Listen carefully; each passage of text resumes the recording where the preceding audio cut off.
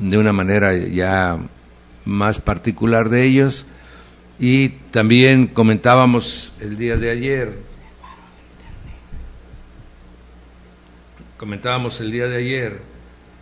de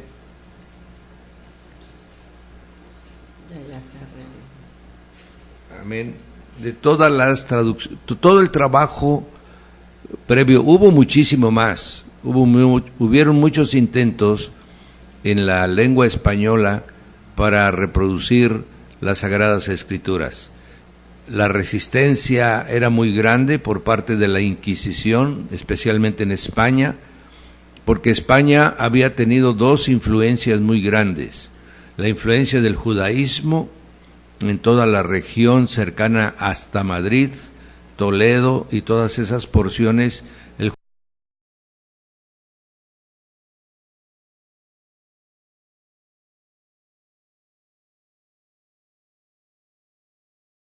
La resistencia muy fuerte, usando como una especie de muro de contención a España y a Portugal.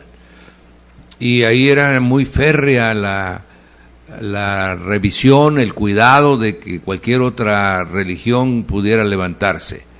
Y cualquier intento que se hacía por traducir las Escrituras inmediatamente era supervisada, y si no tenía el permiso correspondiente, cancelada. Inclusive los libros que se hubiesen hecho los incautaban ellos, ¿verdad?, para efecto de que no prosperara esto. Sin embargo, Dios es Dios, ¿verdad? ¿Quién detiene lo que Él había determinado? Que ya corriera en toda esa parte su bendita y santa palabra.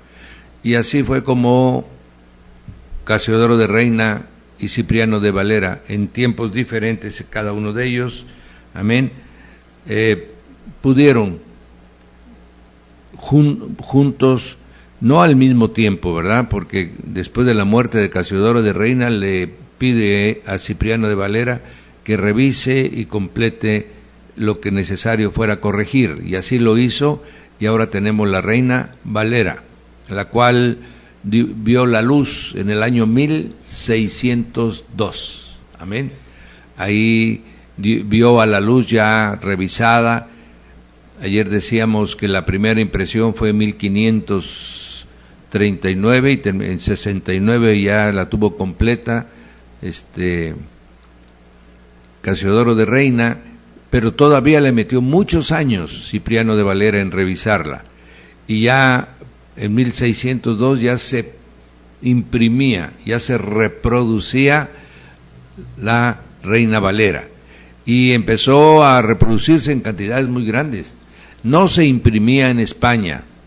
El lugar donde todo mundo iba a imprimir se llamaba Ginebra, que hasta ahora es un lugar, podríamos decir, neutral, que todos los países respetan, y ahí en Ginebra estaban las grandes imprentas. Ahí llevaban los alemanes, ahí llevaban los ingleses, ahí llevaban los franceses, los suizos, los españoles, llevaban sus libros a imprimir en esta ciudad, y de ahí salía para lo que ahora era la Nueva España, lo que era el virreinato de Guatemala, el virreinato de Perú, ¿verdad? Aunque fue muy difícil el caminar de esta Biblia, porque había un celo muy grande para que no se salieran del control del dominio de la Iglesia, ¿verdad? Bien, pero ya tenemos, bendito sea el nombre del Señor, ya tenemos corriendo la Reina Valera, y la tenemos hasta ahora, bendito sea su nombre. Bien, hay muchas traducciones más. Por ejemplo, actualmente las editoriales se han dedicado a especializar la Biblia. Por ejemplo, hay una Biblia que se llama la Biblia de la prisión. Y uno dice, bueno, ¿y por qué se llama así? Porque resaltan en toda la Biblia con un color más fuerte, con negritas o con algún color que la diferencie, todos los textos que tengan que ver que sean de aliento, que sean de mensaje para los que están en prisiones, ¿verdad? Podríamos decir, entonces el pasaje de Hechos de los Apóstoles donde el guardia de la prisión se convierte, bueno, ese será uno que estará resaltado, ¿verdad? Cuando Pedro estuvo en prisión también y el ángel lo liberó, también estará resaltado. Entonces, ya es para que los que están en prisión busquen esos que tienen el color más específico y les sirva como palabra de aliento, palabra de consuelo, ¿verdad? También está la Biblia de los deportistas, que también tiene unas porciones específicas para ellos. Está la Biblia de los artistas, que también tiene esta misma forma de manejarse. Ha sido muy promovida por una artista muy famosa que se llama Angelina Jolie. Ella ha promovido esta Biblia para el medio artístico, ¿verdad? Obviamente existe la Biblia para todos, que quiere decir que tiene un lenguaje común que se usa actualmente en forma de conversación coloquial. Sin embargo, todas y cada una de ellas va perdiendo una esencia. Al volverla muy especializada, el enfoque de la Biblia se pierde verdaderamente el todo, el mensaje general, porque las Sagradas Escrituras tienen como intención que todos nos sometamos a Dios, ¿verdad? Está con nosotros mi hermano también, hoy mi esposa, la pastora Ana María Mendoza, amén, y estaremos participando en forma alterna para el día de hoy que cerramos las traducciones, que es un tema muy particular en el cual queremos darle un enfoque, porque esta es la clave. La Biblia, lo que usted tiene en su mano es una traducción, amén. Entonces es conveniente ver que no cualquier traducción es buena, amén. Veíamos las técnicas de traducción, cuáles son las que menos conviene tener, pues las que tienen traducción libre. ¿Qué quiere decir? Aquellas que están actualizando el idioma, aquellas que están actualizando al mensaje de hoy. ¿Por qué? Porque se pierde mucho el contenido de la intención con la que se escribió en el original. Entonces estas, con tal de hacer accesible no el mensaje, sino la palabra, que es diferente, la palabra de los hombres, no la palabra del Señor. Entonces, al tratar de hacerlo muy fácil de leer, se pierde mucho la esencia de varios pasajes que son claves para entender el Evangelio. El Evangelio no es más que la exaltación del Padre, ¿verdad?, a través de nuestro Señor Jesucristo. Y ese es el mensaje de la Biblia. Amén. No tiene otra intención la Biblia. La Biblia no tiene la intención de que usted y yo nos sintamos bien. No, la Biblia tiene la intención de que usted y yo entendamos el propósito que Dios tiene con nosotros y sea Él el exaltado, el glorificado y el alabado. Amén. No que los artistas se sientan bien, no que los que están en prisión se sientan bien, no. Es arrepentirnos de nuestra mala forma de vivir. Amén. Para volver, mis amados, nuestros ojos al autor y consumador de la fe. Amén. Amén. Entonces, la Biblia, el lenguaje actual.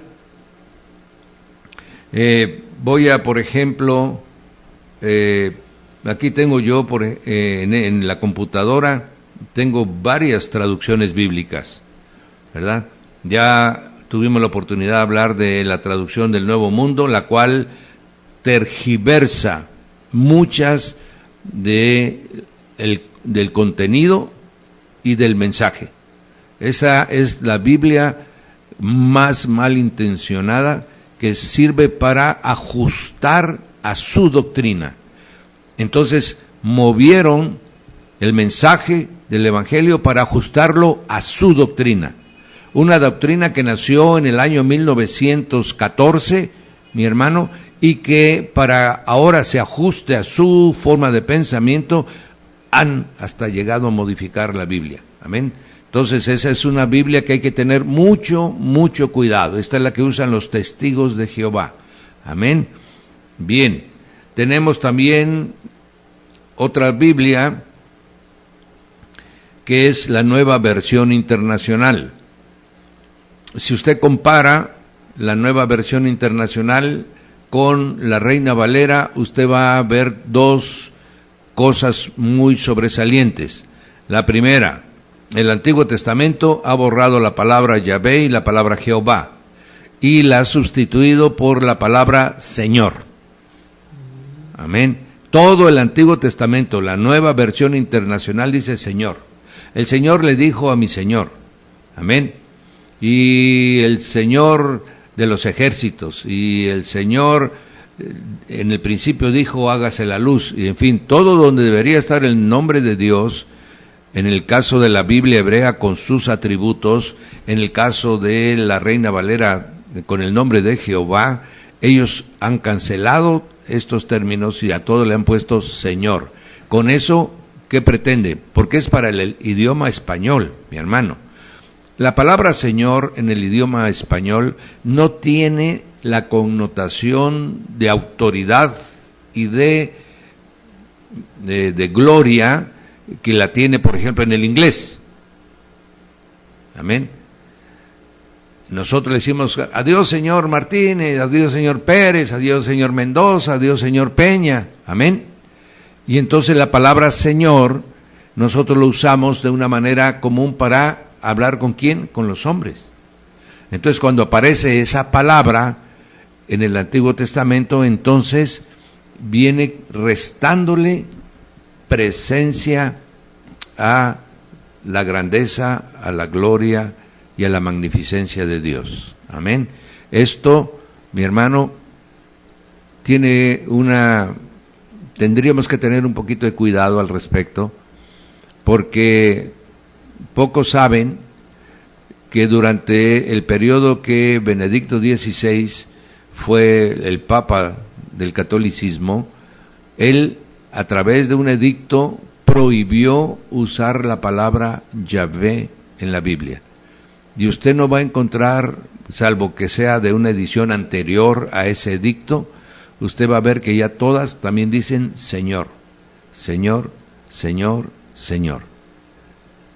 ¿Estamos entendiendo? Entonces ahora resulta que tenemos una Biblia supuestamente evangélica protestante y tenemos una Biblia católica y ambas tienen el mismo contexto, la misma forma de enfocar, ¿verdad? Este punto que es muy importante. ¿Cómo ve usted esta parte, pastora? El cuidado que debemos de tener de no leer cualquier Biblia, sino estar muy pendiente cuáles son las que realmente traen la pureza del Evangelio. Amén, amén, así es, esa es la intención. Entonces vamos hablando, la Biblia Reina Valera tiene varias actualizaciones, la última actualización es la 2005, ¿verdad? La Reina Valera tal como fue podríamos decir, su testamento de Casiodoro de Reina, que se revisara constantemente. La última revisión que la Reina Valera tiene es la del año 2005.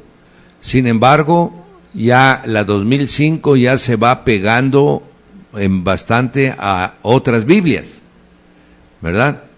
De tal manera que la que se ha considerado como la traducción clásica de la Reina Valera es la Reina Valera 1960.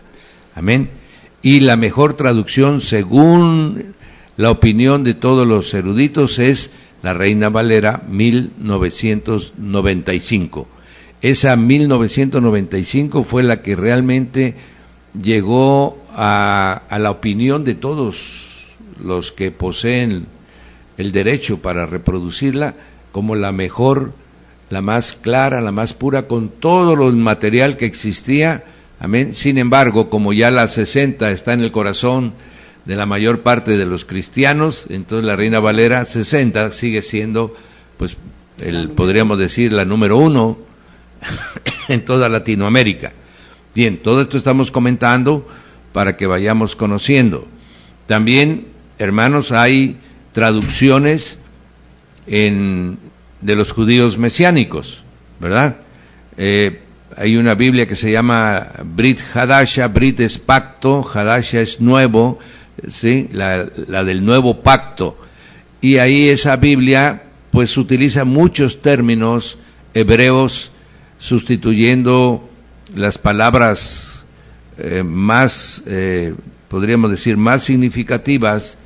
Ellos la ponen en hebreo, la consiguen en hebreo, de tal manera que esa es una traducción muy difícil de leer, de tal manera que no está muy conveniente que nosotros nos metamos en el estudio de esta Biblia. Estoy hablando de traducciones, mi hermano, ¿verdad? Tenemos también Dios habla hoy, que es una que tiene el lenguaje actual, pero que también le quita la profundidad de la literalidad de la palabra que estaba en el griego o en el hebreo. Con tal de hacerla accesible, ¿verdad? Se sacrifica, ¿verdad?, la pureza y la profundidad del mensaje. Tenemos también muchas Biblias católicas, de las cuales algunas han sido reconocidos como traducciones muy bien hechas, como la de Torres Amat, la de Jerusalén, la de la Nácar Colunga, ¿verdad?, que tienen muy bien su traducción, ha sido muy fiel. Estas personas eran muy eruditas en la palabra y sobre todo en el uso. Por ejemplo, existe un libro en las Biblias católicas que es uno de los libros deuterocanónicos, que es el libro de Baruch. Y el libro de Baruch, en su contenido, mi hermano, tiene el ataque más tremendo que puede leerse en toda la Biblia contra la idolatría. Cosa curiosa, a pesar de que lo tienen ahí en su Biblia, ¿verdad?, no hacen caso a esa observación, no hacen caso al contenido de ese libro, a pesar que ellos lo consideran como un libro que debe ser leído. Bueno, yo creo que la mayoría no lo lee, ¿verdad? Porque si lo leyera, verdaderamente quedarían sorprendidos, porque es más fuerte que el Salmo 115, mi hermano, y eso ya obviamente sorprende, ¿verdad? Tenemos también, mi hermano, una traducción en hebreo que se llama la Shem Tov. Esa Biblia es la que argumentan, sobre todo, y aquí me voy a detener un poquito para comentar esto, esta es la que dice usar el movimiento judío mesiánico, que ha hecho una traducción muy particular de ellos, del Nuevo Testamento, que le llaman el Código Real. Amén. El nombre del Código Real se la da a este grupo de judíos mesiánicos, y ahí incluyen traducción en hebreo de Mateo, y ellos argumentan que realmente hay antecedentes que garantizan que esta traducción en hebreo es la original. Eso ya le corresponde a los eruditos discutir sí o no. Sin embargo, cuando la leemos, está muy, muy semejante al Mateo que nosotros conocemos. Amén. Bien. Vamos también a tocar otra porción.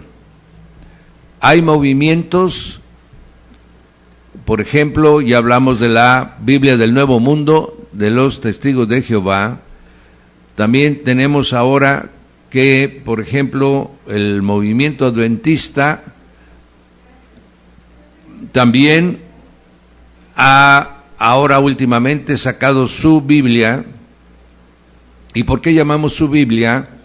Porque todos los pies de página, todos los comentarios están intercalados, los comentarios de su fundadora, ¿verdad?, dándoles prácticamente una certeza semejante a la Biblia. Y en ocasiones, mi hermano, predomina la opinión de esta fundadora de este movimiento a el texto bíblico. De esta manera, mi hermano, estamos también confundiendo. Por eso les comentaba al día de ayer que hay que tener mucho cuidado con las Biblias de estudio, porque las opiniones que no forman parte de la Biblia, que no son Biblia, llegan a tener a veces mayor peso en nuestros pensamientos que la Biblia misma. Amén. Entonces ya vemos que ahora ellos han editado su Biblia con ese contenido. De la misma manera también lo han hecho ciertas denominaciones católicas, en la que han, por ejemplo, la Biblia latinoamericana, que es de una filiación particular dentro de esta iglesia, y también ellos han mutilado parte de la iglesia, de contenidos, han invertido, han cambiado palabras. Por ejemplo, Éxodo 20 es uno de los casos más comunes, en la que donde decía deberás santificar el sábado, porque es la explicación que tiene, ellos ponen, por ejemplo, deberás de guardar las fiestas, ¿verdad? Y obviamente están hablando de sus fiestas. Entonces, esas son las sutiles cambios que se van realizando en muchas de las traducciones actuales, con el argumento de querer hacerlo accesible a las personas. Están cambiando palabras que son claves y son fundamento de doctrina, ¿verdad? Bien, entonces existen muchísimas, mi hermano, existen verdaderamente una cantidad sorprendente de traducciones, de las que más caminan, mi hermano, a través de las librerías, llega a ser a más de 200 las diferentes traducciones que existen ahorita en la librería. De manera que una persona recién convertida al Señor va a ir a comprar su Biblia. Llega a la librería y ¡zoom!, se le aparecen 50 Biblias. Ah, ¿y cuál voy a comprar? ¿Cuál es la Biblia buena? Amén. O ¿cuál es la Biblia más conveniente? Amén. Porque si se nos preguntara, y aquí hay una pregunta que todo el mundo hace y dice, bueno, pastor, entonces recomiéndeme usted la mejor, ¿verdad? Y uno dice, no, te voy a recomendar una que es conveniente leer, porque no hay una Biblia que se puede decir, esta es la mejor. Amén. Sí puede uno decir, esta es conveniente leer porque guarda el mensaje, ¿verdad? Por ejemplo, pocos han oído el nombre de la Peshitta. La Peshitta es una Biblia que es traducida del arameo, arameo total, no hebreo arameizado, no, del arameo, que lo obtuvieron de algunos targúmenes. ¿Qué es un targum? Un targum es un escrito, un códice que se tradujo al arameo. Ese es un targum, es como si fuera un rollo, es el equivalente del rollo del papiro, del pergamino. El targum es un equivalente. Entonces de ahí los encontraron, de ahí ellos hicieron su traducción, ¿verdad? Y obviamente sabemos que el arameo es un lenguaje que influyó al hebreo, ¿verdad? Entonces esa targum guarda mucha esencia del mensaje. No olvidemos que en el tiempo del Señor Jesús se hablaba arameo. Amén. Bien, entonces la Peshitta, anótenla por ahí, mis amados, es un libro que es conveniente leer. Es dentro de los cuales han pasado el análisis y el estudio. Vuelvo a repetir, las Reina Valeras, especialmente la 60, si usted ya tiene la 95, qué bueno, bendito Dios, amén. Entonces ya tenemos dos Biblias que podemos nosotros tener en nuestras manos para comparar. Con esas dos Biblias que usted tenga, mi hermano, usted puede comparar, el mensaje se vuelve más claro. Amén. Ya, y esas que están corriendo ahorita, que valen 25 pesos, que valen 50 pesos, mi hermano, ay, la verdad que tienen cosas tendenciosas, que solamente la gente que ha leído muchas veces la Biblia se da cuenta, no, este texto no es así. Pero si alguien que está empezando lo lee, pastora, ¿qué va a aprender? Una doctrina equivocada. Equivocada. Amén. Desde el principio. Y luego uno va a pensar que es doctrina equivocada porque lo está leyendo de la Biblia. ¿cómo va a creer que de la Biblia salga una doctrina equivocada? Pues esa es la trampa. Como no pudieron destruir a la Biblia, entonces ahora la están modificando, de tal manera que la gente que lea, amén, y generalmente estas Biblias que yo mencioné anteriormente, mi hermano, atacan la sangre de Cristo, la redención por la muerte de Cristo, ¿sí? La salvación por el sacrificio de Jesús. Y nos quieren volver a meter a las obras, nos quieren volver a regresar al concepto de ley, amén. ¿Por qué? Porque voy a compartir un poquito, amén, qué cosa es, cómo funcionan la mayor parte de las denominaciones grandes en el mundo, cómo funciona, por ejemplo, Testigos de Jehová, qué cosa es lo más importante para ellos, el trabajo de proselitismo que realizan a través de todas las casas. Eso es lo que los va llevando a ellos a otro nivel y a otro nivel y a otro nivel. Amén. ¿Qué es eso? Obras. Aunque ellos la disfrazan de evangelización, no es evangelización porque no llevan el evangelio. Ellos llevan su doctrina y sus revistas y sus libros. Eso es obras dentro de la organización. ¿Qué cosa, por ejemplo, nos quiere llevar el adventismo? El adventismo nos quiere regresar a que regresemos a cumplir porciones de la ley, ¿verdad? A no comer tal cosa, a guardar tal día, ¿verdad? Entonces, ¿qué volver? Volver a obras. Inclusive, ellos dicen que nosotros tenemos que hacer ciertas cosas para lograr la plenitud de la salvación. Amén. Obras, ¿verdad? ¿A qué nos debe llevar la nueva versión internacional? ¿Verdad? Al quitarnos al Altísimo Dios, al Todopoderoso Dios, al Rey de los Ejércitos, a que nosotros lo veamos con falta de temor de Dios. Al no tener nosotros un temor de Dios y relación, entonces tenemos tendencia al pecado y a realizar obras para lograr la salvación. Amén. Entonces, ¿cuál es el enfoque fundamental de todo esto? Pues lo mismo que tiene la Iglesia Católica. En la Iglesia Católica nadie se salva si no es por obras. Amén. En la Iglesia Católica no se salvan por fe, mi hermano. Ellos no toman en cuenta la fe. Ellos toman en cuenta los 7 sacramentos. Si usted no toma uno de los 7 sacramentos, usted no es salvo. Entonces son obras. ¿Dónde está la sangre de Cristo? Amén. No. Entonces, esta era la intención, mi hermano, de tocar este tema. Lo dejamos hasta hoy viernes para poder abundar un poquito en esas, podríamos decir, en esas cosas sutiles en donde el enemigo es experto, ¿verdad? Es experto en envenenarnos con un vaso de agua. Nomás deja caer 2, 3 gotas de veneno y acaba, amén, con lo que nosotros, más bien con lo que el Espíritu Santo ha ido construyendo durante tanto tiempo, ¿verdad? Entonces, esta porción que queríamos compartir con ustedes, vamos a hacer una pequeña reseña de cómo fueron saliendo Biblias después de que había sido secuestrada la Biblia, al convertirla al idioma latín, ¿verdad? Fue secuestrada prácticamente la Biblia. Sin embargo, hubieron intentos. Dios es tremendo, mi hermano.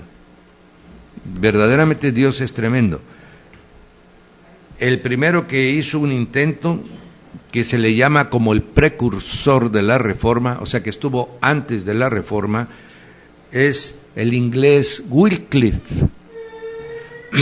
Wycliffe era un maestro de la Universidad de Oxford, en Inglaterra, y por lo mismo era un catedrático de mucha presencia, era un erudito en lenguas, ¿verdad? Entonces era un hombre que tenía mucha presencia delante del rey y de la reina, y por eso se le permitía que hiciera algunos estudios que no eran permitidos. Dentro de ellos era el estudio de la Biblia. Entonces Wycliffe logró traducir la primer Biblia al inglés. Sin embargo, a pesar de que la tradujo, únicamente se la pudo presentar a los soberanos ingleses que estaban en ese tiempo y no le permitieron copiarla. Entonces él nomás hizo la traducción, se la presentó a los soberanos y le dijeron, sí, Wycliffe, qué buen trabajo, pero guárdenlo ahí en la biblioteca. Sin embargo, Wycliffe no trabajó solo, trabajó con un grupo de gentes, de tal manera que esa inquietud empezó a correr. Otro personaje, esto fue en el 1380, amén. Luego otro personaje que también pudo llegar a él una copia de alguna manera de lo que había hecho Wycliffe, y él empezó con esa copia a evangelizar en Inglaterra. Él se llamó John House, amén. Creo que todos conocemos la historia de House. Bueno, muchos conocemos la historia de House. Este era de gente noble, descendiente de nobles, y se enamoró del Señor Jesús. Y él empezó a todos sus familiares, a la nobleza, empezó a predicar y luego salió a los campos, amén, a predicar el evangelio. Y entonces todo estuvo bien hasta que empezó a atacar ciertas cosas: la infalibilidad del Papa, las indulgencias, la salvación por obras. Entonces, cuando ya se metió con lo que era importante para el clero, entonces le dijeron, vamos, tenemos que conciliar tu doctrina con la que tenemos nosotros, así que vente a esta ciudad, ¿verdad? Creo que es Constanza, vente a la ciudad, ahí nos vamos a reunir. Dice, no, pues necesito que me dé un permiso el emperador de eso para que me garantice mi seguridad. Y le dieron el salvoconducto a House. Sin embargo, cuando llegó a la ciudad donde iba a hacerse la reunión, ¡pum!, lo capturaron preso y lo quemaron en la hoguera. Amén. Por eso es que Martín Lutero tenía temor de la reunión en el ducado de Worms, porque tenía un salvoconducto, pero tal vez no se lo podían respetar, como ya había sucedido, ¿verdad? Martín Lutero fue convocado también a la ciudad de Worms para que ahí defendiera su punto de vista. Ahí llegó, como sabemos todos, fue el parteaguas, donde le pidieron que él renunciara a todos sus libros que iban a ser quemados, que él declarara públicamente que lo que había escrito estaba equivocado, ¿verdad? Y pronunció esa famosa frase: yo no puedo retractarme de lo que he dicho, porque todo cuanto he escrito está fundamentado en las Sagradas Escrituras. Si ustedes me demuestran que yo escribí algo que no esté fundamentado en las Escrituras, yo quemo mis libros. Amén. Y entonces, a partir de ese momento, trataron de matar a Lutero y fue rescatado por un noble que lo protegía. Amén. Y durante los 2 años y fracción que estuvo guardado en un castillo que nadie sabía, ahí Lutero aprovechó el tiempo para traducir del griego y del latín al alemán la Biblia. Amén. Entonces, el tiempo que estuvo guardado, bendito sea el Señor, mi hermano, porque fue la primera traducción libre en contra de la Vulgata latina, que era la que circulaba oficialmente. Y así llegó a manos, y el pueblo alemán tuvo una Biblia y la imprimieron, pero de manera abundante, ¿verdad? Esto fue en el año, mi hermano, 1524, entre el 24, 25 y 30, amén. Y después viene y se convierte Calvino. Calvino era francés, y Calvino también hace lo mismo. Empieza a revisar todas las doctrinas, empieza a hacer un trabajo y empieza él a imprimir sus libros. Y los libros de Calvino, mi hermano, le dan también un vuelco a la doctrina católica, y tiene que salir huyendo de Francia porque lo están buscando para matar, y él llega al lugar donde lo acogería, Ginebra, ¿verdad? Y ahí él desarrollaría después todos los escritos que hizo, ¿verdad? Y después tenemos otro personaje muy importante que se llamó Zwinglio. Zwinglio en Suiza implantó mi hermano, el evangelismo protestante. Y toda esa ciudad, hasta hoy, todos son protestantes. Bendito Amén. Dios. Se separaron con toda claridad los cantones que eran católicos de los cantones que eran protestantes y llegaron a un acuerdo. Entonces ustedes se quedan en esa porción con su fe, nosotros nos quedamos aquí con nuestra fe. Amén. Y de esta manera vamos viendo cómo va caminando traducciones que van cambiando vida de naciones enteras, mi hermano. Amén. Y entonces, cuando ya se veía que esto era imparable, mi hermano, entonces no se quedó quieta la otra parte. Y entonces vino, porque es necesario saberlo, lo que se conoce como el Concilio de Trento. Se organizó toda la Iglesia Católica, Apostólica y Romana, y en el año de 1529 inició el Concilio de Trento. Ese se llama y es conocido en la historia de la Iglesia como el Concilio de la Contrarreforma. Y ese concilio duró, claro, 18 años, pastora. No era como los que duraban un mes, no, este duró 18 años. ¿Por qué tardó tanto? Porque en esos 18 años, mi hermano, revisaron toda la doctrina que estaba dispersa en el catolicismo.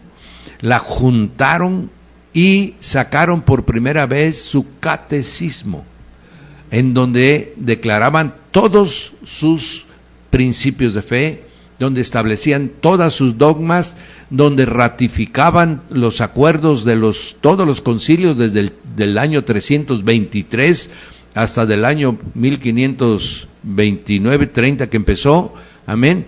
Entonces llevaron mucho tiempo en darle cuerpo de doctrina que no la tenía. Y a partir de ese momento, cualquiera que se quiera llamar católico tiene que cumplir los 2500, y su catecismo tiene más de 2500 artículos de fe. Los judíos tenían 613, mi hermano, estos tienen 2500.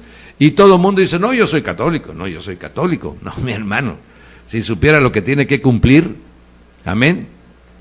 Y obviamente ni siquiera el catecismo compran para leerlo, ya no digamos la Biblia. Doctrina de hombres. Doctrina de hombres, totalmente. Ese fue un concilio de hombres para detener el avance de la reforma que venía verdaderamente, pues, con la verdad, con la luz de Dios y con el poder del brazo del Señor. Amén. Este concilio, mi hermano, determinó muchas cosas, ¿verdad?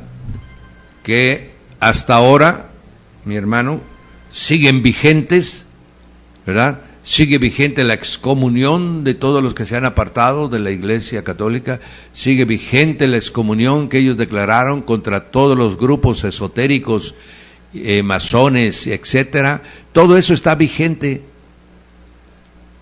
Las cartas de excomunión a todos los protestantes también está vigente, no lo han retirado.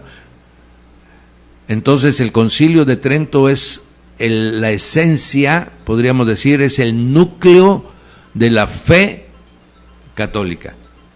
Y la hicieron para parar, y a partir de ese momento, mi hermano, pudiéramos decir, se fortaleció el trabajo de la Inquisición. Terminando el Concilio de Trento, mi hermano, la Inquisición extendió sus redes por todos los lugares y se hizo más, podríamos decir, la persecución más severa contra todo lo que fuera en contra de la Iglesia Católica. Pero Dios es Dios. Amén. Amén. En ese tiempo hubo otro personaje que se llamaba William Tyndale, que también en la historia de la Iglesia,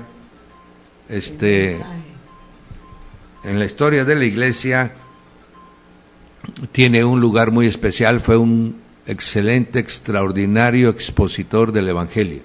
Amén. Amén. O sea que estamos hablando de un poquito después del Concilio de Trento había personajes que siguieron evangelizando. Y una cosa importante, mi hermano, a pesar de este concilio, como ya la iglesia, ya había habido una separación entre Inglaterra y el Vaticano, ya se había creado la iglesia anglicana, de la cual la cabeza de la iglesia anglicana es la reina de Inglaterra, ¿sí? Y ellos tienen un obispo que es como si fuera el papa de la iglesia anglicana, y tienen su forma de pensamiento muy parecido a todo lo que es el catolicismo, pero ellos tienen, quien los manda es la reina de Inglaterra. Y entonces se hizo la famosa traducción, que hasta ahora también, mi hermano, mira cosa curiosa, 1602 aparece la Reina Valera totalmente terminada, y en el 1603 aparece la King James. La versión King James es como si fuera la Reina Valera de los ingleses. Amén. Es la que trajeron los puritanos a Estados Unidos. Y con esa Biblia, ahí se estableció todo Estados Unidos. La Biblia sobre la que juraron los primeros libertadores de Estados Unidos de América fue sobre una Biblia King James. Amén. Entonces, a pesar de que había venido una contrarreforma, el Señor siguió caminando, ¿verdad? Nadie puede detener el brazo de Dios. Absolutamente. Bendito sea su nombre. Y no termina ahí, mi hermano. Cuando la contrarreforma empieza a controlar Europa, el Señor saca a los puritanos, a los famosos peregrinos, los saca de Inglaterra, viajan de Inglaterra a Holanda, y en Holanda no encuentran terreno suficiente porque eran miles. Y entonces empiezan a viajar, mi hermano, del puerto de Rotterdam a lo que ahora es Estados Unidos de Norteamérica. Y ahí está el nombre de ese famoso barco que iba y venía, trayendo peregrinos, mi hermano, el famoso Mayflower, ¿verdad? Ese era el barco que iba y venía, de tal manera, mi hermano, que se crearon 13 colonias, 13 nuevas colonias en Estados Unidos. La primera fue la de Filadelfia, y por eso le pusieron ese nombre, amén, por la iglesia de Filadelfia. Entonces, esa es la colonia más antigua de los Estados Unidos de América. Y, mi hermano, eran 13 colonias, de las cuales 12 eran evangélicas protestantes y una era católica. Amén. Cosa curiosa, 12 y 1. Amén. Alguien hacía la comparación, porque hay gente que estudia mucho la Biblia, y dice, igualito que los hijos de Jacob, dice.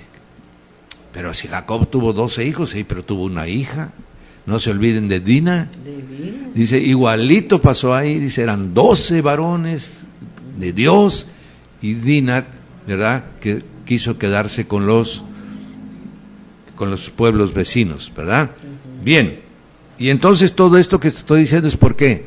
Porque las traducciones cambiaron la forma de pensar de las gentes, cambiaron, mi hermano, el enfoque de las naciones. Cuando llegaron a Estados Unidos, estas 12 colonias establecieron a la Biblia como su ley, como su reglamento, como su forma de vida. Todo lo que hacían o dejaban de hacer era conforme a la Biblia. Tanto es así que la mayor parte de algunos conceptos que están en la Constitución de los Estados Unidos de Norteamérica son de origen bíblico 100%. Otros son de origen masón. Ahí hay una mezcla en esa Constitución, ¿verdad? Bien, comento todo esto para que veamos cuán importante es verdaderamente tener una traducción correcta. Un consejo, mis amados: Reina Valera 60, Reina Valera 95, Peshitta. Amén. Amén. Para todos los que son las que nos garantizan. Las otras, la que están promoviendo muchísimo, mi hermano, es la Nueva Versión Internacional. Amén. Voy a hacer un comentario, porque no son gratuitas todas las cosas. Por ahí en el internet está circulando un video donde estudia las dos Biblias y marca todas todos los versículos que la Nueva Versión Internacional ya no tiene, que tiene la Reina Valera, ¿verdad? Que le han quitado. ¿Cuál es la razón? Vamos a ser también de alguna manera equilibrados en nuestra opinión. Ellos están tomando una fuente diferente de la que salió la Reina Valera, ¿verdad? Entonces, en esa fuente, según ellos argumentan, no aparecen esos versículos. Realmente, también han quitado versículos que ellos consideraron que eran dudosos, de dudosa procedencia. Pero el problema más serio es este. Primero, como le dije, la palabra Señor. Segundo, ¿quién es el dueño? ¿Quién posee los derechos para imprimir la Biblia Nueva Versión Internacional?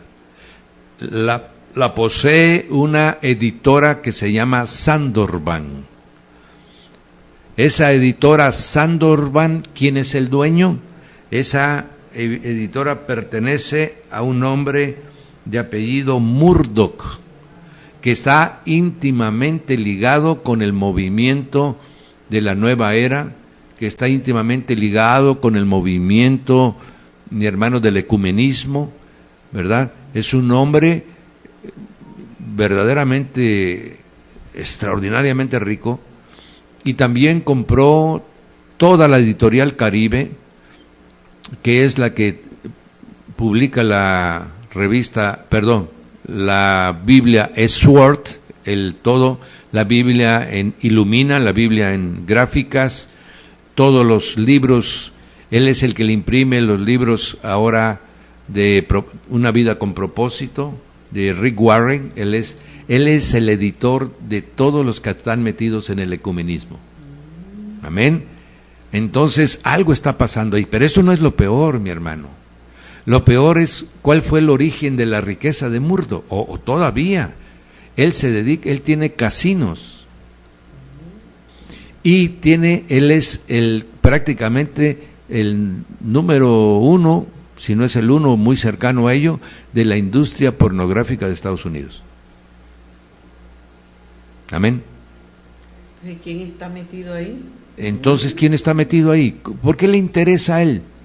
Si usted va, por ejemplo, y usted consigue una nueva versión internacional en 25 pesos, en 50 pesos, ni siquiera para decir que es una Biblia que se vende a millones y millones, no, se está metiendo, y por eso está a un precio muy accesible. Amén, porque está en promoción de introducción. Aleluya. Esta versión es muy ágil. Esta versión es una versión que tiene una traducción dinámica, es muy ágil para leer, es muy accesible a la lectura, tanto que muchos pastores la abrazan, está abrazada ya por muchos pastores, porque es muy accesible, pero no han visto estos detalles que son muy significativos. Dios tiene nombre, mi hermano, y si no tiene nombre, tiene títulos, y si no tiene títulos, tiene atributos. Amén. Él nunca, en ninguna libra, en ninguna fuente, por eso es que es lo raro, mi hermano, no hay ninguna fuente de la cual se pueda tomar para traducir una Biblia que aparezca la palabra Señor en el Antiguo Testamento. No la hay. Entonces esto ya es una introducción tendenciosa del hombre. Amén. Con mala intención. Con mala intención, ¿verdad? Ellos no quieren que el Padre excelso y nuestro Señor Jesucristo, Rey de Reyes, se siga considerando como la única opción. Amén. Van a venir otros señores, como dice Pablo. Muchos dicen que son señores y muchos dicen que son dioses, pero solamente hay un Dios y un Señor. Aleluya. Amén. Gloria a Dios. Amén. Claro, en el Nuevo Testamento, si nos ponen ellos el Señor Jesús, así, porque en el Nuevo Testamento así está escrito. ¿Me estoy explicando, mis amados? Pero en el Antiguo Testamento no. Entonces, ¿por qué lo ponen si es una traducción que debe ser fidedigna a las fuentes que ellos dicen? Amén. Que están usando. Bien. Tenemos que decirlo porque el Instituto Bíblico está para que tú aprendas. Amén, amado. Bien. Con esto que les hemos dicho, hay más de 200 traducciones bíblicas que andan por todos lados, mi hermano, pero son pocas las que realmente son confiables. Amén. Ahora bien, vamos en la hora que nos falta. ¿Algún mensaje? Ahí. No creo que no entró. No entró. Aleluya. Es bueno conocer estos antecedentes, pastor, porque esto nos motiva a tener ese celo santo, a ser valiente como nuestro mártir, nuestro siervo que murió por causa del Evangelio, Martín Lutero. Él defendió el mensaje de la cruz. Nosotros tenemos que levantarnos en este tiempo donde la corriente del ecumenismo, pastor, está corriendo como río para destruir y tergiversar la palabra de Dios, desvirtuarla para confundir al pueblo de Dios. Entonces, si mi pueblo perece porque no tenemos el conocimiento, le damos gracias a Dios por darnos la oportunidad del Instituto Bíblico, porque estamos aprendiendo y estamos conociendo la verdad sobre la Biblia. Le damos gracias a Dios, amados hermanos, y tomen todo el interés. La verdad que nosotros estamos muy agradecidos con el Señor porque están respondiendo, se están esforzando, están siendo muy diligentes con su trabajo que lo han presentado y todos aprobaron los exámenes. Los felicito, que Dios me los bendiga, amados hermanos. Estén muy atentos a lo que continúa, porque este programa le damos la gloria a Jesucristo, porque exaltamos el nombre de Jesucristo. Amén, amén. Es un canal de bendición para nosotros empezar a recibir el conocimiento de la verdad de la palabra. Aleluya, sí, amén, amén. Esa es la intención, mis amados.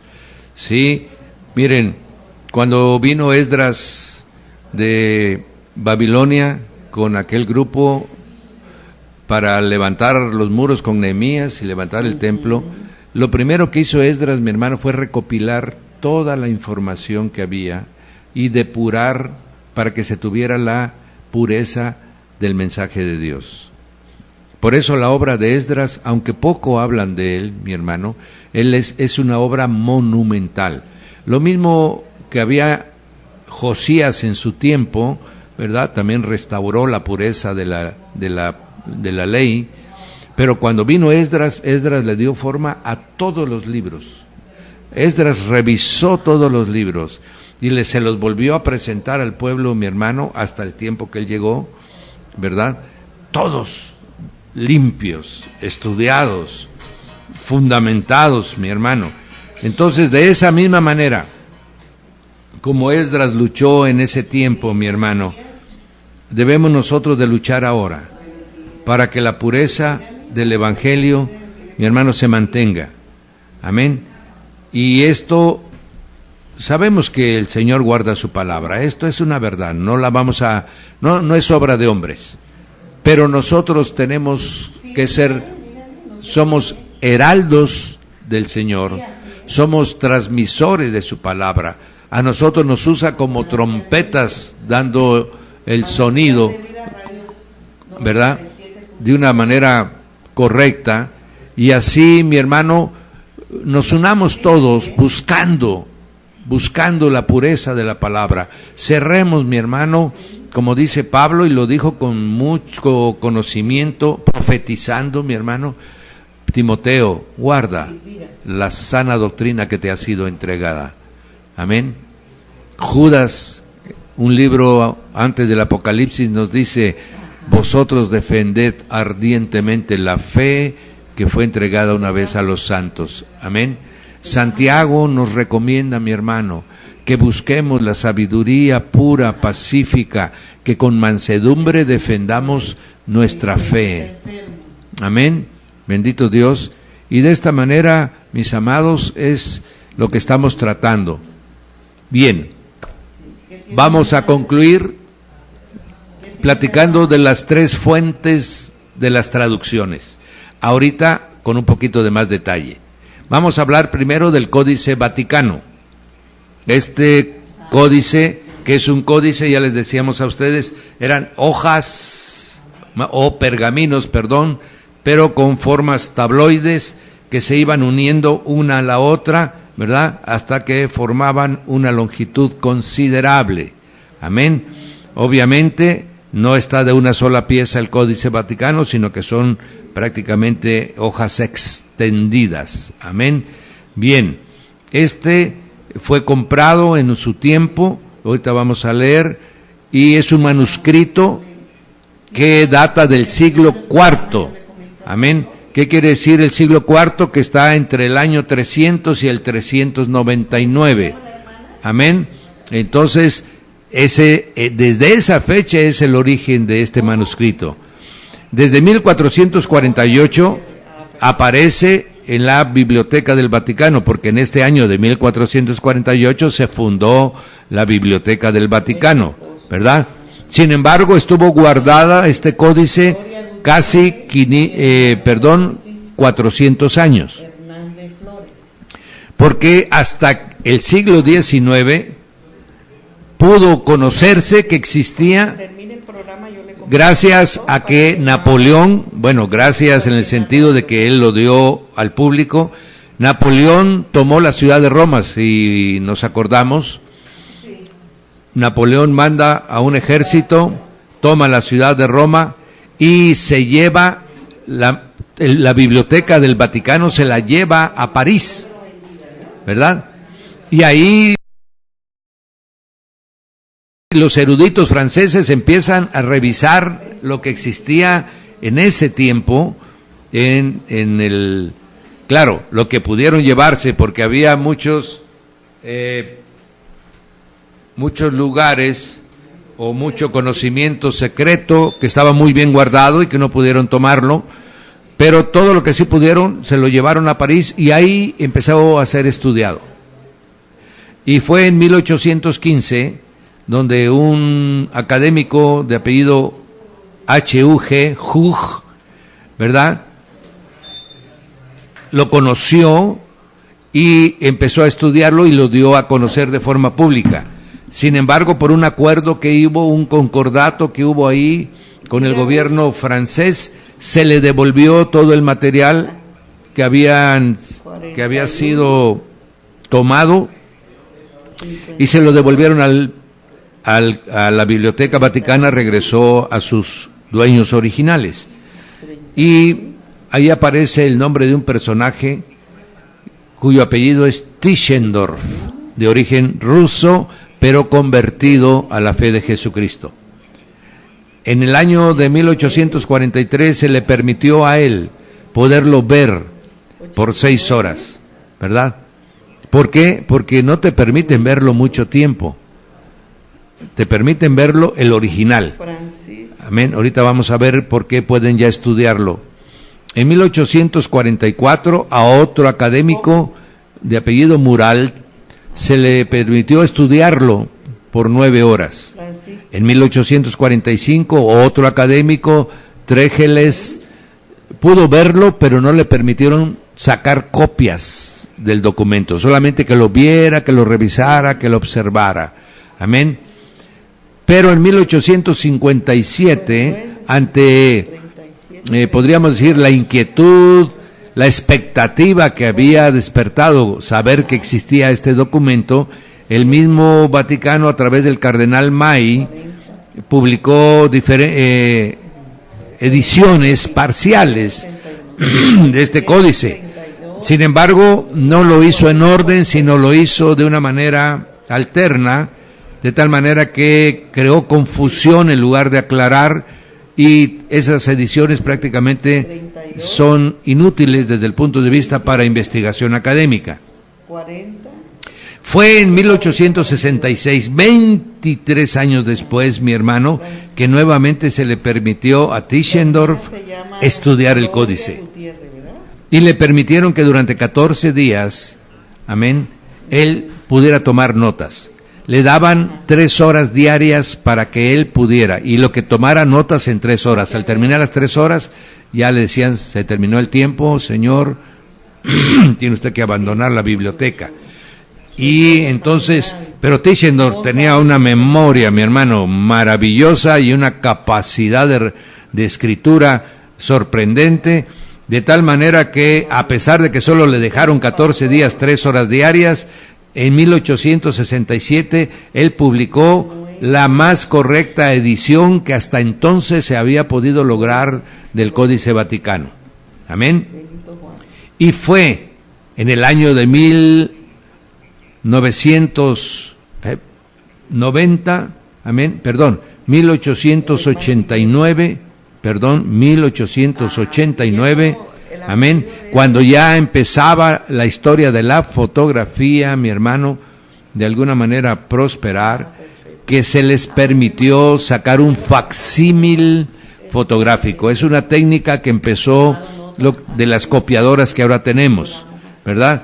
Y de esta manera se pudo ir al Museo Británico, al Museo del Louvre, al museo de todas partes del mundo que pudieron obtener ese facsímil. A partir de ese momento se convirtió en propiedad de la humanidad.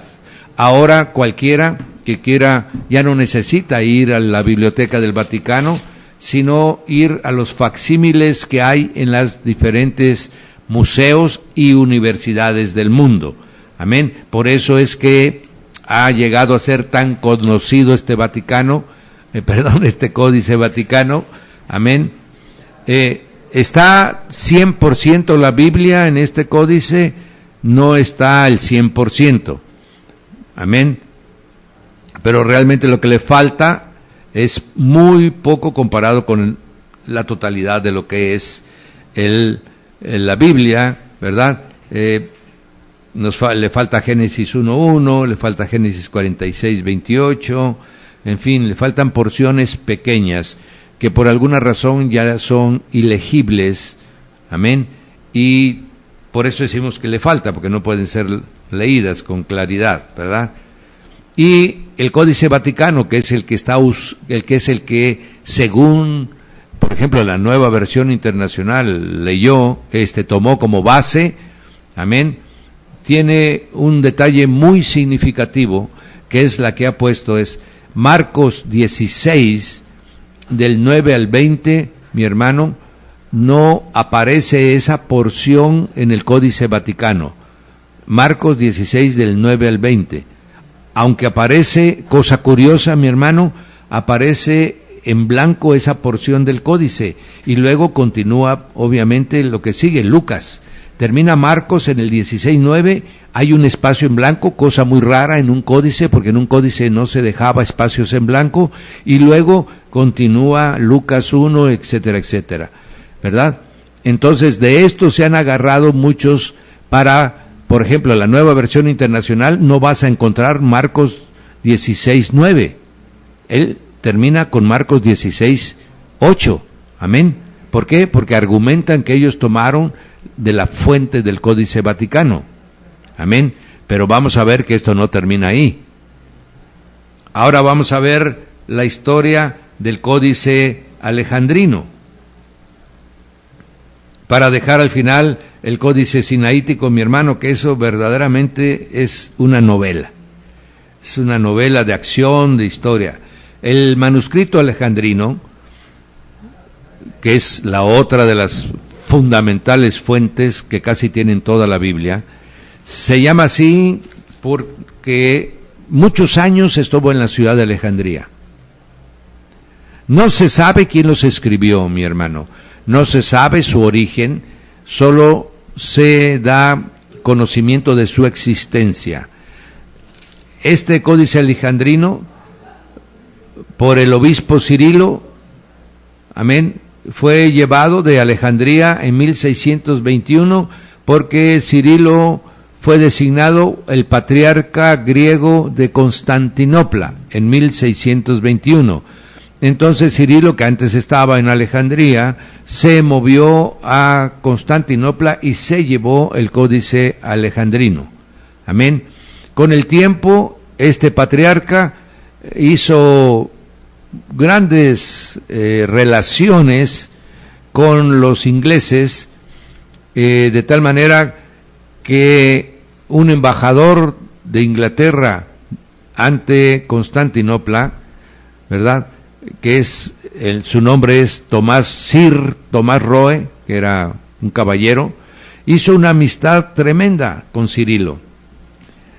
Y Cirilo le tomó tanto afecto a los ingleses que a través de él le regaló el manuscrito alejandrino al rey Jaime I de Inglaterra. Amén. Cosa rara, ¿cómo es posible que un patriarca le entregue un documento tan importante a un rey? Amén. Es que cuando se une la política con la religión, mi hermano, siempre le da el traste, o quiere darle el traste a la obra de Dios. Entonces, sin embargo, Jaime I, amén, muere muy joven, muere prematuramente, y no logró recibir el regalo. Mientras salió de Constantinopla para llegar a Inglaterra, que en aquel tiempo se llevaba su tiempo, murió el rey. De tal manera que cuando llegó el regalo, el rey había muerto. Y lo tuvo que recibir, pues, el sucesor. Amén. Y así, en el 1 de enero de 1627, que fue nombrado el rey Carlos I, amén, se le presentó el Códice Alejandrino como un regalo del patriarca griego de Constantinopla. Amén. Ustedes saben que en 1731, mi hermano, hubo un incendio muy grande en Londres que casi terminó con la tercera parte de Londres, y dentro de eso se incendió la Biblioteca Real. Sin embargo, sobrevivió el Códice Alejandrino. Amén. Entonces el rey dijo, para que esto no vuelva a suceder, el rey Jorge II lo donó al Museo Británico.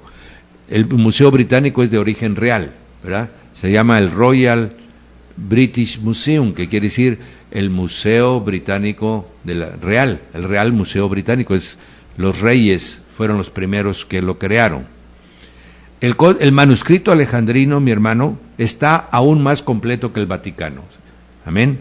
Y está más completo que el Códice Sinaítico. En lo referente al Antiguo Testamento prácticamente está completo. No le falta. Amén. Tiene una característica a este manuscrito, que a la Biblia tiene agregado, amén, un Nuevo Testamento escrito por Clemente el Romano.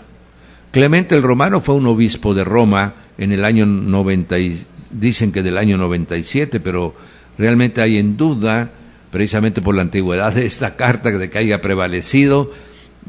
Ya después vamos a ver, ahora que sigue, mi hermano, cuántos fraudes han habido referente a esta porción referente alrededor de la Biblia. Ha habido muchos fraudes que han querido hacer documentos nuevos, hacerlos viejos y venderlos o hacerlos pasar como viejos. Este testamento tiene esta carta de Clemente I y Clemente II le llaman, amén. Esta es la característica más curiosa, podríamos decir, de este códice, ¿verdad? Que aparezca una carta de Clemente con características muy particulares. Este códice tiene 773 hojas. ¡Uf! Amén.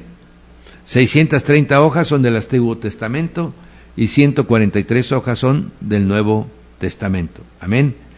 Y prácticamente se puede considerar que está completo. ¿Por qué? Solo le falta Mateo 1:1, Juan 6:50, Segunda de Corintios 4:13. Amén.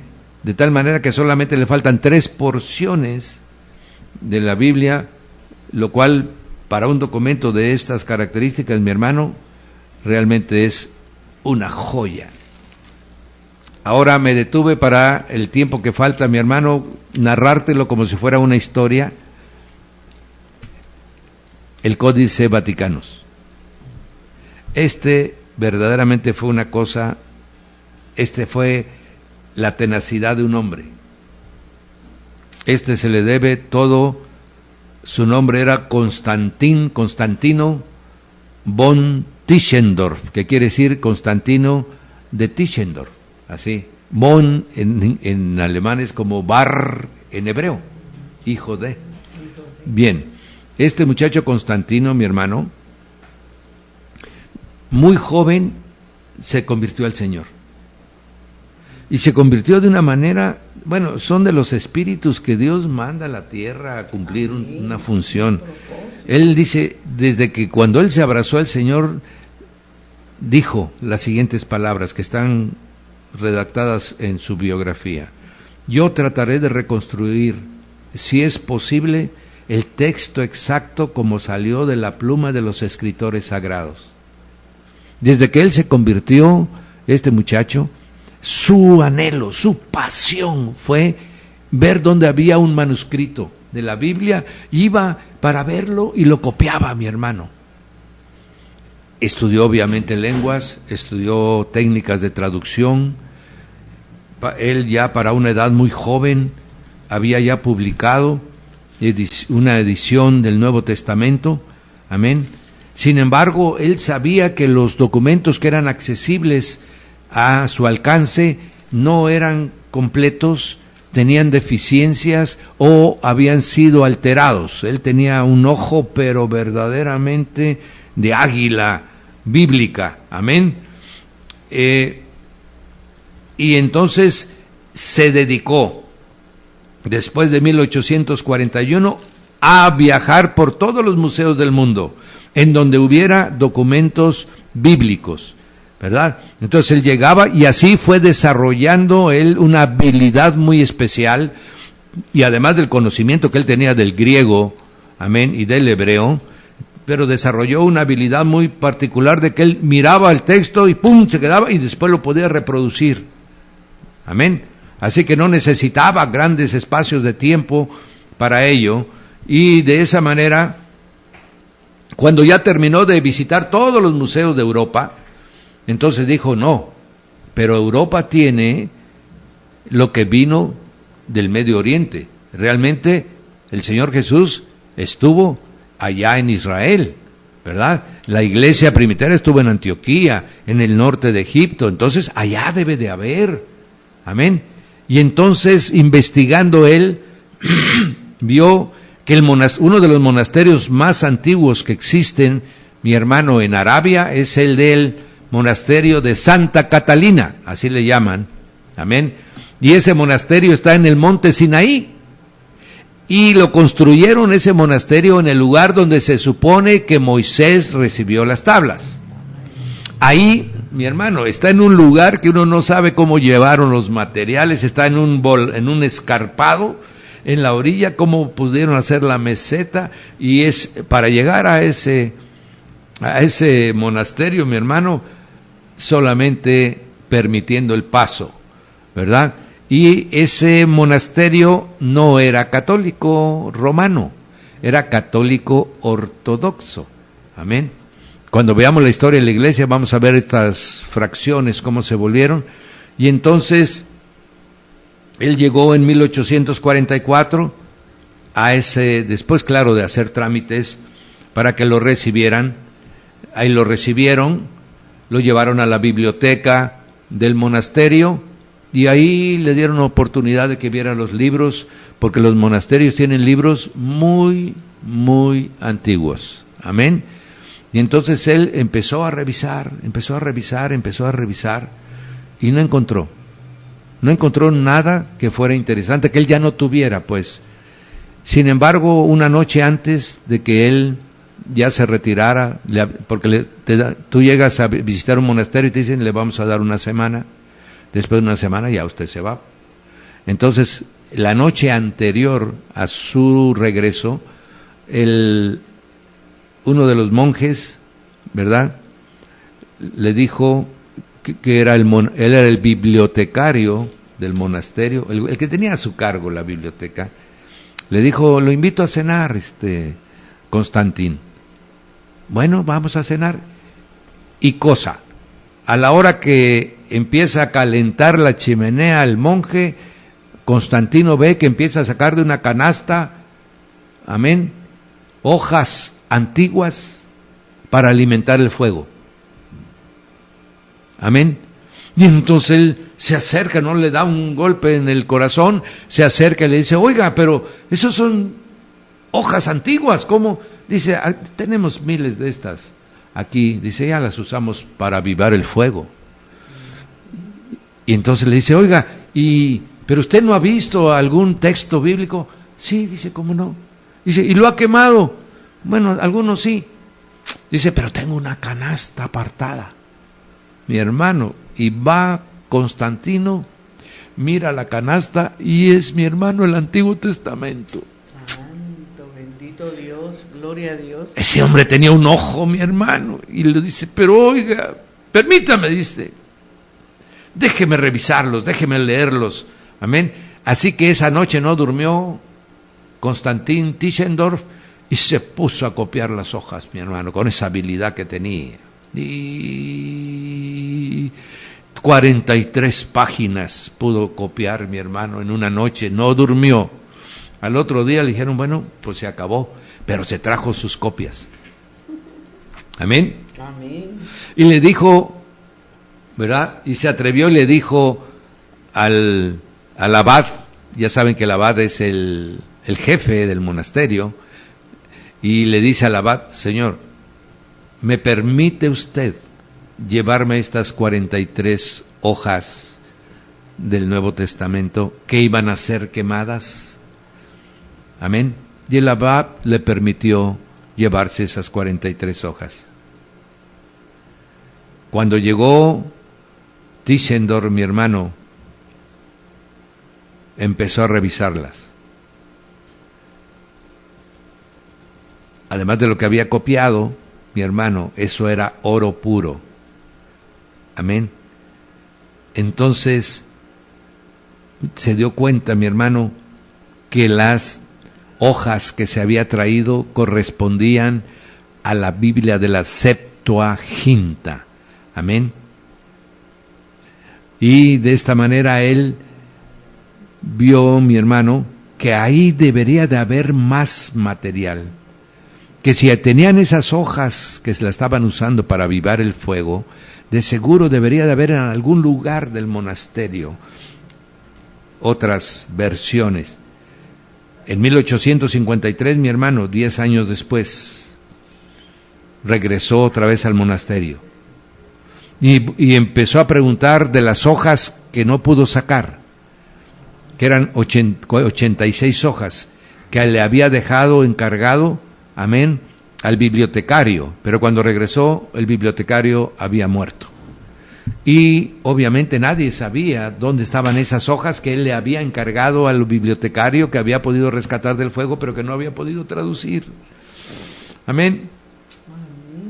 Entonces, mi hermano tuvo que regresar sin nada en las manos. Y había regresado 10 años después, mi hermano, pero era un hombre tenaz. Había hecho una promesa de tratar de obtener la mejor traducción de los textos bíblicos. Amén. Amén. En 1859, mi hermano, él era de origen ruso, entonces habló con el zar Alejandro II de Rusia, y como los ortodoxos es la iglesia que tiene contacto con los rusos, entonces a través de gestiones del patriarca de Petersburgo, o el patriarca de Moscú, se comunicó con el abad y le permitieron nuevamente entrar a este hombre.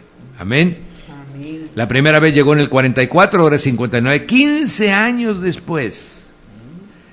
Amén. Pero Tischendorf era joven. Cuando llegó la primera vez al monasterio tenía 30 años, ahora tiene 45 años. Es un hombre que ya está curtido en la capacidad, en la experiencia, ha adquirido muchas habilidades para la traducción, amén. Y entonces se va de nuevo al monasterio y ahí con ese permiso que había obtenido ya le dan oportunidad y acceso a otras áreas que no a cualquiera le permitían, ¿verdad? Amén. Y entonces revisó todos los viejos manuscritos. Ya faltaba poco para su regreso. Y entonces en uno de los paseos que tenía él ahí por los pasillos del convento, encontró al mayordomo. El mayordomo le dijo, ¿no quiere usted comer algo, señor Constantino? Sí, entonces se fueron juntos, amén. Y en la plática, en la comida, mi hermano, el mayordomo le está diciendo, ¿qué es lo que lo trae usted aquí? Y como él ya iba con el permiso del zar, ya se pudo abrir.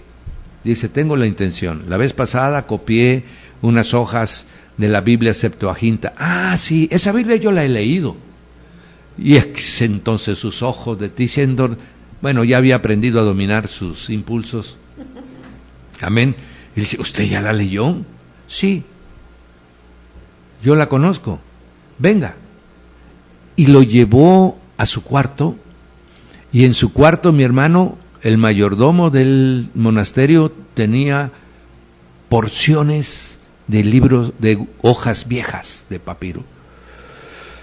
Y las ve Tischendorf y las empieza a leer y encuentra que está completa la Septuaginta. Encuentra que hay otros libros que después no fueron considerados canónicos, como la del pastor de Hermes y la epístola de Bernabé, ahí las tenían en el monasterio. Entonces él le dijo, ¿me lo permite usted que yo lo lleve a mi cuarto para leer? Sí, también.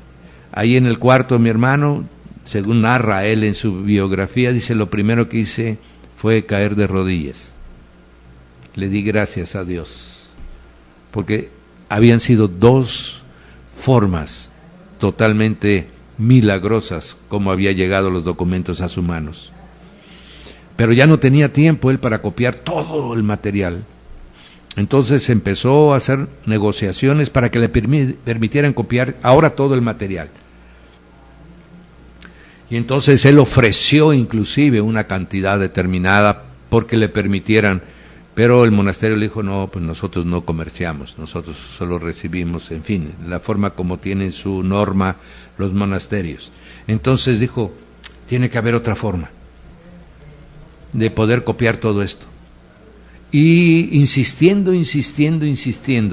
logró convencer al abad del monasterio que le permitiera llevar el material al Cairo y que fuera monjes con él, para que vieran, y cuando terminara de copiarlo se lo iba a entregar a los monjes para que lo regresaran. Amén. Y así aceptó el monje, claro, traía atrás al zar, ¿verdad? Alejandro II, obviamente, y entonces así mi hermano se fue, contrató copistas y se dedicó a copiar. En total copiaron 110,000 líneas entre él y los copistas. Los copistas copiaban y él revisaba, y dice, esta hoja está bien, esta hoja está bien, esta hoja está bien, amén. Y entonces en el Cairo, obviamente en un lugar especial, ¿verdad? Salió todo este vaciado de estos documentos, y viendo mi hermano la riqueza del material, dice, voy a hablar con el abad para que me permita llevarlos.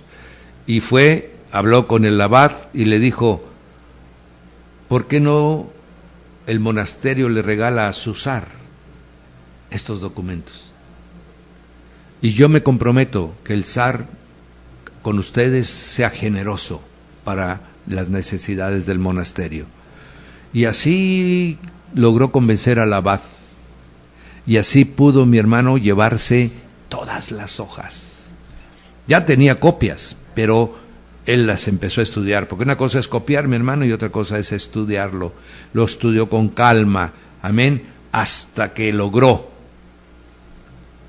con la autorización del zar, el códice sinaítico completo, amén. Y fue tan extraordinario su trabajo, pastora, que la impresión de ese primer códice sinaítico lo hizo con el tipo de letra que tenían los manuscritos, de tal manera que se tuvieron que inventar todos los moldes, porque no existía esa letra, para poder imprimir ese códice tal y como había sido obtenido en el monasterio, de tal manera que era semejante al original. Amén. Amén. Y se hicieron 300 ejemplares de esa impresión, amén, y en 1862 se lo presentó al zar con los 300 ejemplares, y entonces el zar hizo una lista a quienes les iba a regalar una copia del códice sinaítico. Amén. Así que a partir de ese momento hubieron 300 personas a las cuales les llegó, y ese códice pasó, mi hermano, a ser propiedad de la humanidad, ¿verdad? Ya no lo tenía ningunos. Ese códice, el original, que se los entregó al zar, amén. Después, todos sabemos, mi hermano, que en 1914 vino la revolución bolchevique, mataron al zar, Alejandro III, y este códice sinaítico, amén, hubo un tiempo que se perdió entre toda esa revolución, pero después, cuando apareció los bolcheviques o los socialistas rusos, en el año de 1933 se lo vendieron al Museo Británico por la cantidad de 100,000 libras del año de 1933. De tal manera que ese fue el recorrido del códice sinaítico, y ahora está en el Museo Británico. Uno lo compraron por 100,000 libras y el otro, el códice alejandrino, se lo regaló Cirilo, el patriarca de Constantinopla, al rey de Inglaterra. Y por eso Inglaterra, el Museo Británico, tiene 2 de las 3 fuentes más confiables para traducir una Biblia. Amén. Esto quise compartirlo porque realmente vemos cómo Dios se mueve, mi hermano, cómo Él va haciendo las cosas, cómo Él escoge las personas, cómo Él pone los tiempos, los momentos, mi hermano. Nos dejemos llevar por el Espíritu de Dios. Amén. Y todas las cosas que Dios tiene para nosotros van a ser cumplidos. Amén. Bien, mis amados, con esto cerramos el tema de las traducciones, pidiéndole a todos ustedes sean muy cuidadosos con lo que leen, con lo que llega a sus manos. Concluyo diciendo, tenemos una Biblia, mi hermano, que es garantía, la Reina Valera. Amén. Ya sea la 60 o la 95. Y si queremos ampliar nuestro conocimiento, tenemos la Peshitta. Amén. Amén. Las dos son fuentes confiables totalmente en su traducción. Y bendecimos al Señor. Terminamos. ¿Puede usted orar, pastora, terminando el programa, por favor? Quería decirle algo, pastor. Como usted acaba de decir, ¿verdad? Tenemos la Reina Valera 95 y 60 como referencia de que es la más confiable, la más completa, y la Peshitta para ampliar el conocimiento. Ese amén. Es el consejo que amén. Usted nos da. Amén, amén. Y ojalá, pueblo de Dios, seamos obedientes a este consejo, porque eso siempre nos va a mantener en la fe en que hemos creído en nuestro Señor Jesucristo, para defender el mensaje de la cruz. Pastor, esta enseñanza ha sido poderosísima. Gloria a Dios. Porque es bueno conocer el origen y cómo se ha ido desarrollando todo el trabajo de Dios para que su pueblo pudiera tener este libro en sus manos. Amén. Y esto va a motivar al pueblo de Dios a leer, ahora sí, a escudriñar la palabra, porque esto nos está como avivando el fuego por dentro a nuestro espíritu de querer leer la palabra, valorar el trabajo de Dios. Amén. Que ha hecho a través de los siervos, pastor. Amén, amén, esto, la verdad que yo me gozo en el Señor y le doy muchas gracias a nuestro Señor Jesucristo, amén, amén. Porque les puso a ustedes, pastores, el iniciar este proyecto del Instituto Bíblico. Ha sido una gran bendición para nosotros como iglesia y para ustedes también, pastor. Los bendecimos. Gloria a Dios. Gracias, Padre. Los bendecimos. Y Gloria que Dios siga usándolos con ese fluir del Espíritu Santo. Amén. Gloria con esa sencillez de corazón. Amén. Y con ese denuedo de la palabra.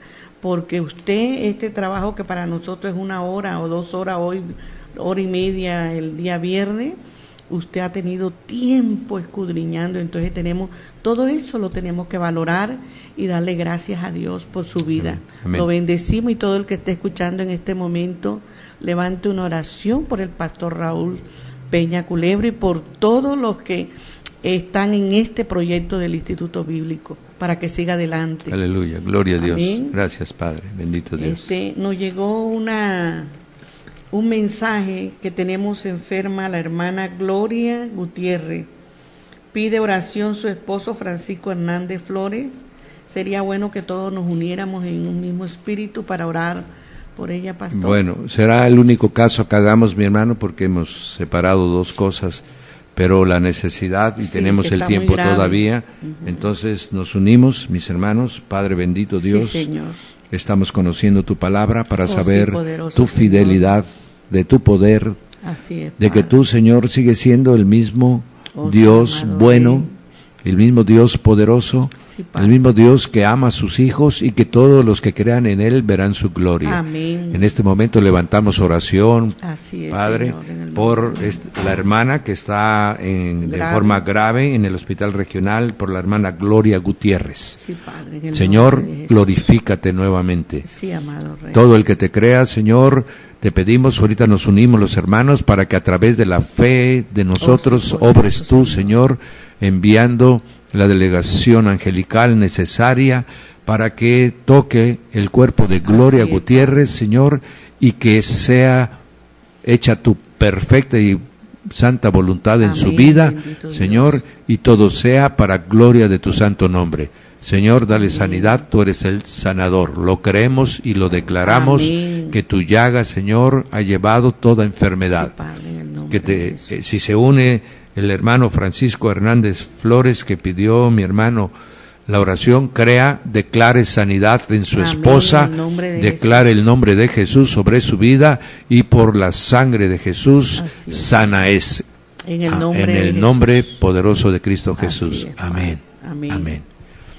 Bien, mis amados, recordándoles ya nada más al final, muchos han presentado sus exámenes y ha sido agradable la sorpresa que nos hemos llevado. Amén. Venga usted, los que todavía no están, ya estamos, hoy terminamos el módulo 6. Empezamos el lunes el módulo 7. Amén. No se aparte usted de 9 a 10 de la mañana del Instituto Bíblico Radial, porque vamos a estar siendo preparados y capacitados para la defensa de la palabra del Señor. Bien, nos despedimos, el pastor Raúl Peña Culebro y la pastora Anita Peña. Amén. Dios me los guarde. Amén. Bendiciones. Amén. Los bendecimos.